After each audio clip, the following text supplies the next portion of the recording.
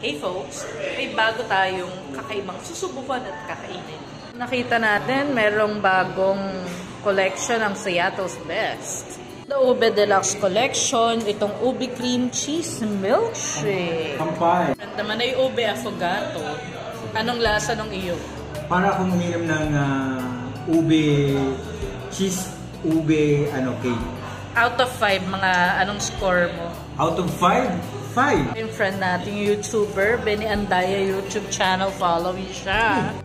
Moment of truth. Ang sarap. Ang sarap. Ito, Ube Cream Cheese Milkshake. So, hindi ko masyado nahalo yung cheese. Siguro kaya yung cheese lang yung medyo absent. But it's a perfect blend. It's very creamy and yung ube niya hindi siya yung sobrang overpowering. Siguro lang yung comment ko sa cheese. Parang siguro mas maganda yung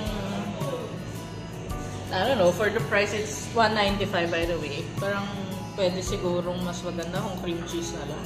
Hindi yung cheese na parang spaghetti. Pero so far okay naman. So kung sa kanya 5 yung affogato niya, yun sa akin I'll give this